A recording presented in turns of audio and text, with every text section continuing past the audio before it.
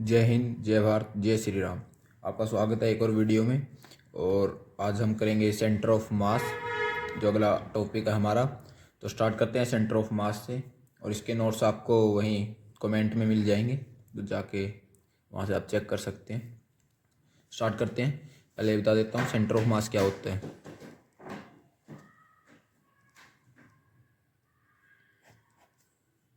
क्या है? It is fix point at which whole mass of the body is supposed to be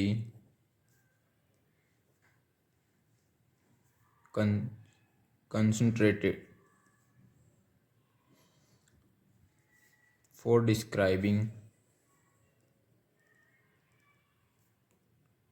translatory motion, centre of मास क्या होता है? ये वो मास है, होल मास है किसी भी बॉडी का, जो उसके सेंटर पे, यानी कि जो बॉडी में किसी भी फिक्स पॉइंट पे हम सपोज करते हैं कि ये यहाँ पे लग रहा है मास, जैसे ये कोई भी, और क्या डिस्क्राइब करने के लिए, उसका ट्रांसलेटरी मोशन डिस्क्राइब करने के लिए। जैसे हमारे पास कोई भी वो पाथ है ऐसे, और ये बॉडी है, ठीक है। इसका सेंटर ऑफ मास यहाँ पे हम सपोज करते हैं कि यहाँ पे इसका सेंटर ऑफ मास है, और ये इसे यहाँ से ऐसे स्लाइड कर रहा है, मोशन कर रहा है, ट्रांसलेटरी मोशन कर रहा है, ठीक है।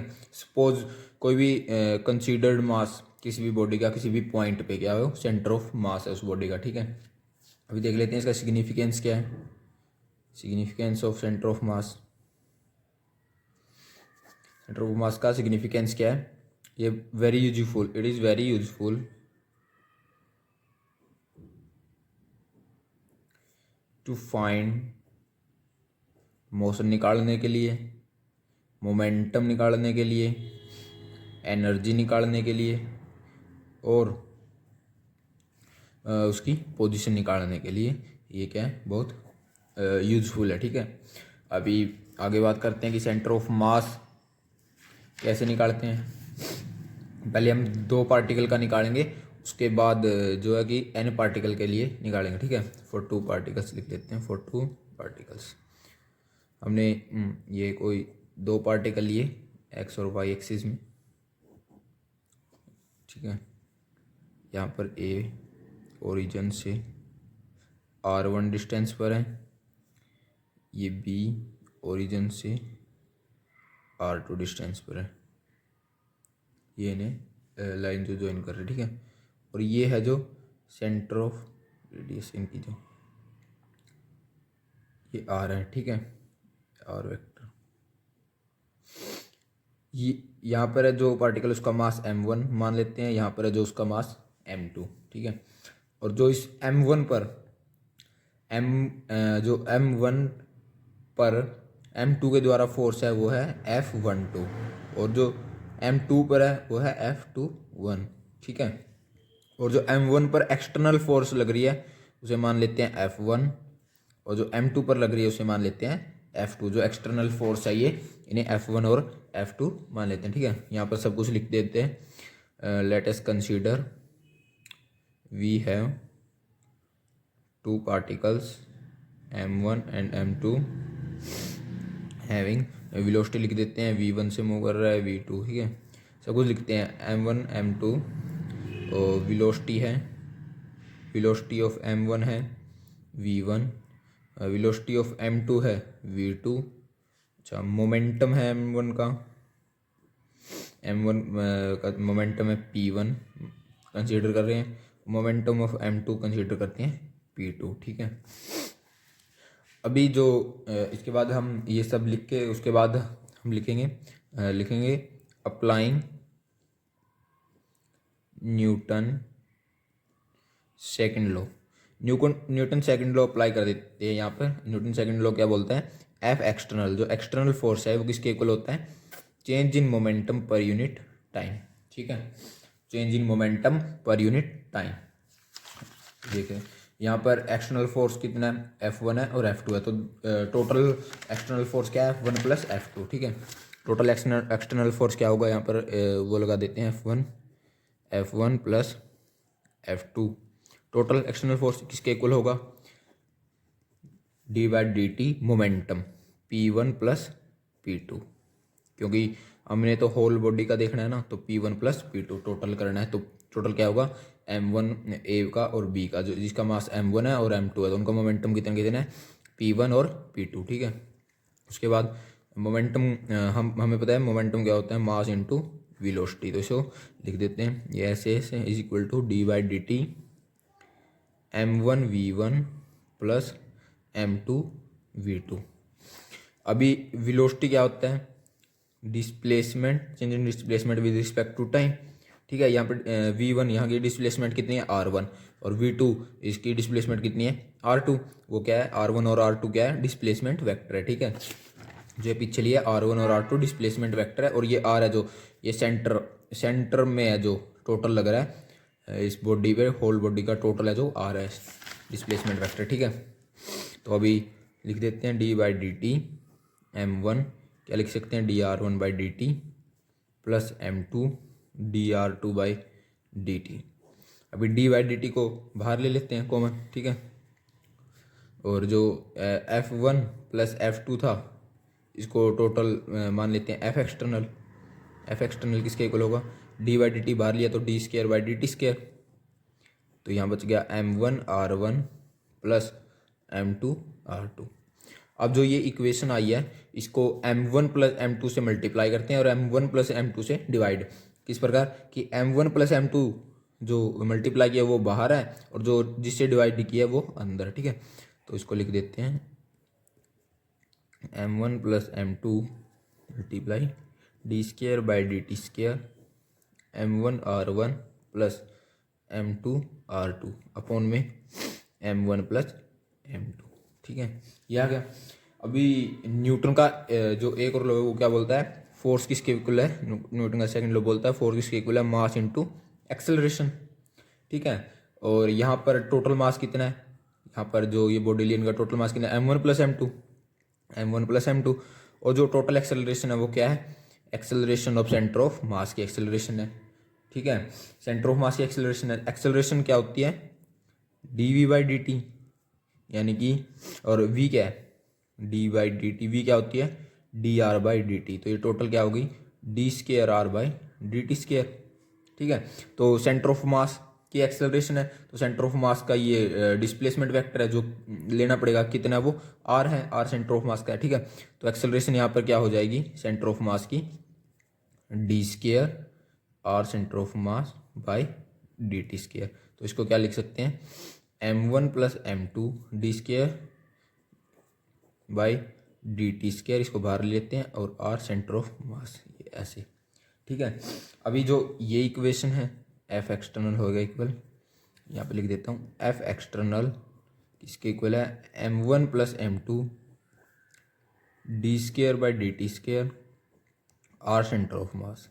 जो ये इक्वेशन है और ये इक्वेशन है, ये इसको इक्वेशन नंबर फर्स्ट, इसको इक्वेशन नंबर सेकंड, इन दोनों को कंपेयर कराएंगे।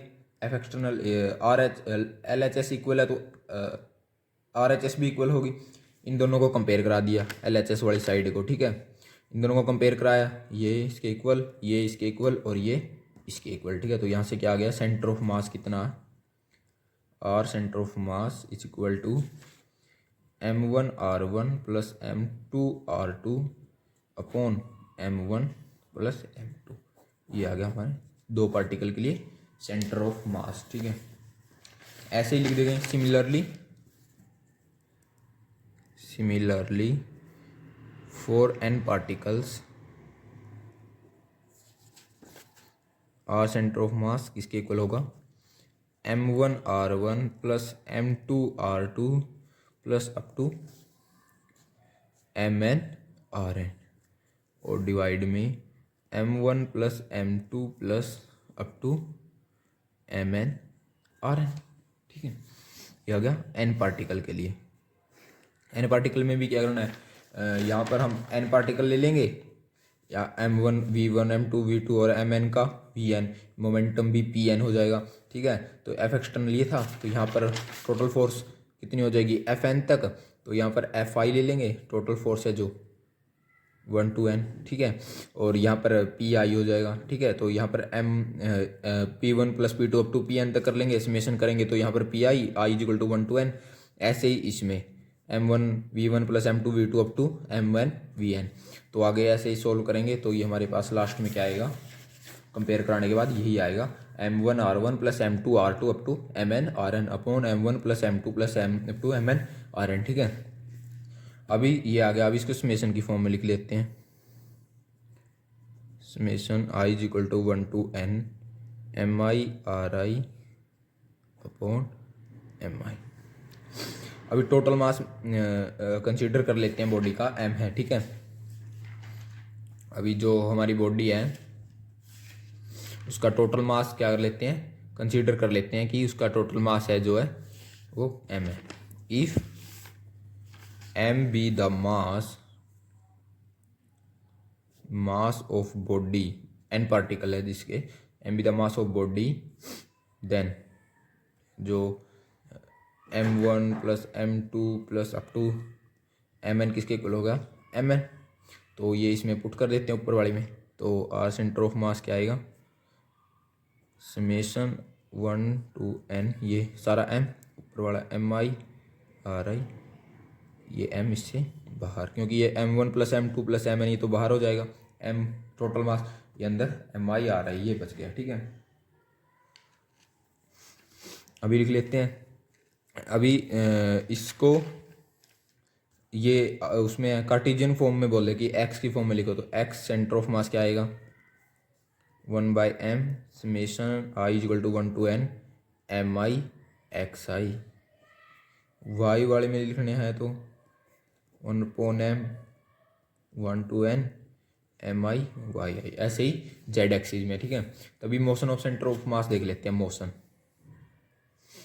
मोशन ऑफ सेंटर ऑफ मास हमारे पास क्या आया था, आर सेंटर ऑफ मास क्या आया था, M1 R1 plus M2 R2 plus up to Mn Rn, ठीक है। अपन total mass M1 plus M2, ठीक है। इसको इस साइड ले आएंगे, M R centre of mass, ये आ गया as it is Mn Rn। अभी क्या करेंगे, डिफ्रेंशिएट कर देंगे दोनों साइड, किसे, with respect to time, differentiate with respect to time, यानी कि टी। हमारे पास क्या आएगा, m तो कांस्टेंट है मास, तो डिफ्रेंशिएशन किसका होगा, बस r का। तो m D R centre of mass by D T is equal to m1 D r1 by D T m2 D r2 by D T, ऐसे ही mn D rn by D T. और हमें पता है velocity, अभी पीछे बताइए, change in displacement on time, displacement vector क्या r, तो ये क्या होगी, वेलोसिटी, ठीक है। तो क्या होगा, m velocity of centre of mass m1 v1 m2 v2 up to mn vn। तो वेलोसिटी क्या आएगी, m1 v1 plus m2 v2 up to mn vn upon m, या फिर इसकी जगह क्या लिख सकते हैं, m1 plus m2 plus up to mn।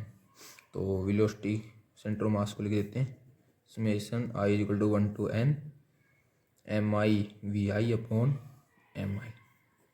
अगर ये कैपिटल M नहीं लिखना है तो ये ऐसे लिखते हैं, ठीक है। अभी ये इक्वेशन फर्स्ट। अभी अगेन एक्सेलरेशन निकालते हैं। एक्सेलरेशन के लिए वेलोसिटी को डिफरेंशिएट करेंगे, तो वेलोसिटी किसमें है, इक्वेशन फर्स्ट को डिफरेंशिएट कर देते हैं विद रिस्पेक्ट टू टाइम।